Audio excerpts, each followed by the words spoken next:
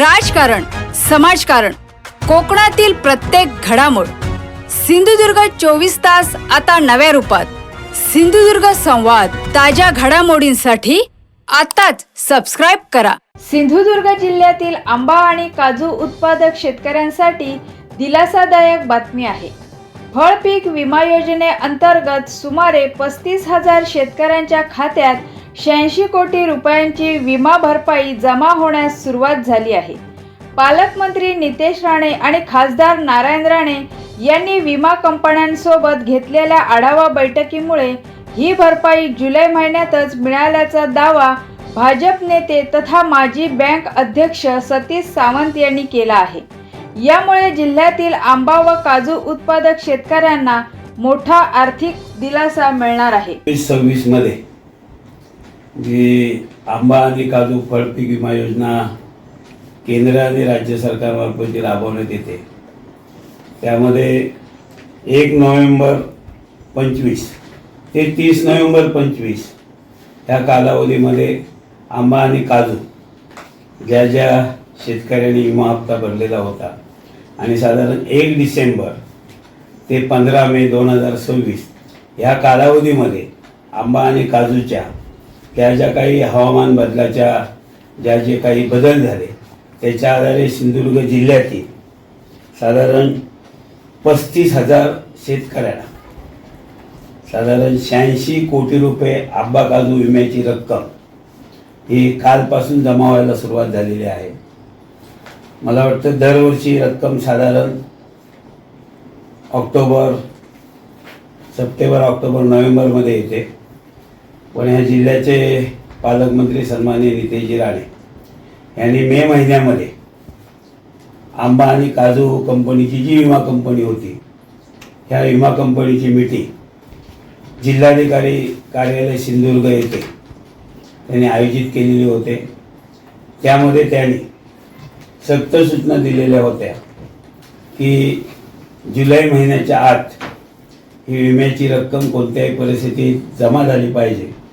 आणि सन्माननीय पालकमंत्र्यांच्या आदेशाने त्यांनी केलेल्या सातत्यपूर्ण प्रयत्नामुळे आज साधारण आंबा आणि काजूचे जे 35,000 जे शेतकरी आहेत, या 35,000 शेतकऱ्यांना साधारण 86 कोटी रुपये आंबा आणि काजू विम्याची रक्कम ही जमा व्हायला सुरुवात झालेली आहे. गेल्या वर्षीच्या तुलनेत ही रक्कम जास्त आहे. मला वाटतं NDRFची असलेली नुकसान भरपाई तर शेतकऱ्यांना आंबा आणि काजूची मिळणार आहे. पण त्यापूर्वी जी शेतकऱ्यांची अपेक्षा होती आणि ज्या शेतकऱ्यांना सप्टेंबर, ऑक्टोबरपर्यंत ताटकळत राहावं लागत होतं, त्या शेतकऱ्यांना सन्माननीय पालकमंत्र्यांच्या प्रयत्नामुळे आज ही रक्कम त्यांच्या खात्यामध्ये जमा व्हायला सुरुवात झालेली आहे. आज या ठिकाणी सिंधुदुर्ग जिल्ह्यातील आंबा आणि काजू ते बागायतदार शेतकरी आहेत आणि भारतीय जनता पक्षाच्या वतीने पालकमंत्री नितेशजी राणे यांच्या सर्व शेतकऱ्यांच्या वतीने आम्ही मनापासून त्यांनी केलेल्या प्रयत्नांना जे आज यश आलेलं आहे त्याबद्दल त्यांचं अभिनंदन करतो आणि त्यांचे आभारही मानतो आहे. आणि यामध्ये जी काही विमा कंपनीकडे ज्या काही त्रुटी असतील किंवा हे पैसे मिळत असते वेळी किंवा काही ठिकाणी काजूला काही मंडळ जी आहे 4-5 मंडळं सातत्याने काजूला त्या ठिकाणी फोड्यासारख्या ठिकाणी सातत्याने त्या सर्कलमध्ये काजूला पैसे मिळत नाही आहे. आणि अशी 57 पैकी 5 हवामान केंद्रे सदोष आहेत आणि सदोष हवामान केंद्रामध्ये जे काही पैसे शेतकऱ्यांना जे मिळालेले नाही आहेत त्याचाही पालकमंत्र्यांकडे शेतकऱ्यांच्या वतीने पाठपुरावा करू. आणि यामध्ये जशी पालकमंत्र्यांनी मे महिन्यामध्ये मीटिंग घेतली होती विमा कंपनी आणि शेतकऱ्यांची, तशाच प्रकारे ज्या ज्या विम्याच्या संदर्भात ज्या काही अडचणी असतील या संदर्भात पालकमंत्र्यांना आम्ही विनंती करणार आहोत की पुन्हा त्यांनी विमा कंपनी आणि जे विमा बाधित शेतकऱ्यांच्या काही अडचणी असतील त्या अडचणी आणि हवामान केंद्राच्या आधारे ज्या अडचणी असतील आणि ह्या जिल्ह्यामध्ये काही हवामान केंद्र वाढवण्याची या ठिकाणी पालकमंत्र्यांनी शिफारस केलेली आहे. जिल्हा नियोजनमधनं त्याला काही पालकमंत्र्यांनी निधी दिलेला आहे. ती हवामान केंद्र वाढवण्याच्या दृष्टिकोनातून सुद्धा एक बैठक पालकमंत्र्यांनी आयोजित करावी म्हणून त्यांना आम्ही विनंती करणार आहोत. आणि म्हणून आज अत्यंत या ठिकाणी आंबा बागायतदार आणि काजू बागायतदार अत्यंत या ठिकाणी जे अडचणीत होते यांना साधारण एक 75,000 हेक्टरी ते 95,000 मॅक्झिमम 95,000 हेक्टरी एवढ्या प्रकारची मदत काही ह्या सर्कलमध्ये जी मंडळं आहेत त्यामध्ये झालेली आहे. आणि म्हणून आज या महाराष्ट्रामध्ये फळपीक विम्याचं वाटप होते वेळी आज मला वाटतं हा पहिला जिल्हा असेल प्राधान्याने अत्यंत सुरुवातीलाच या फळपीक विम्याचं महाराष्ट्रामध्ये वाटप हे पालकमंत्री नितेश राणे यांच्यामुळे या जिल्ह्यामध्ये झालेलं आहे.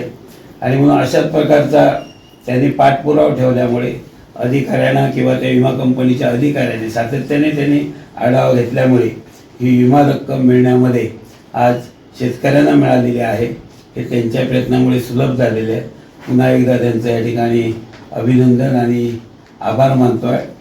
भविष्यात शेतकऱ्यांना या ठिकाणी विम्याच्या संदर्भात कोणत्याही अडचणी येऊ नये म्हणून पालकमंत्र्यांजवळ या ठिकाणी सातत्याने आम्ही पाठपुरावा करणार आहोत. आणि कालच्या 15 जुलैपासून ई पीक पाणी आंबा आणि काजू या संदर्भात ई पीक पाणी ही जुलैपासून चालू झालेली आहे. ती प्रत्येक शेतकऱ्यांनी जागरूकतेने या ठिकाणी ई पीक पाणी आंबा आणि काजूची करावी. आणि भाताच्या संदर्भात जो विमा आहे त्याची मुदतसुद्धा उद्याच्या 31 जुलैपर्यंत आहे. भाताची सुद्धा ई पीक पाणी जे आहे काही शेतकऱ्यांना उद्या भात विक्री करतेवेळी ई पीक पाणीची जी अडचण होते गेल्या वर्षी साधारण 500 शेतकऱ्यांना ई पीक पाणी न झाल्यामुळे साधारण त्यांची अडचण झालेली होती. आणि म्हणून भात उत्पादक जे शेतकरी आहेत भात उत्पादक शेतकऱ्यांनी सुद्धा आंबा काजू उत्पादक शेतकऱ्यांनी सुद्धा 31 जुलैच्या पूर्वी आपली ई पीक पाणी करून घ्यावी जेणेकरून उद्या विमा जो आहे हे भरण्यामध्ये त्यांना सुलभ होईल.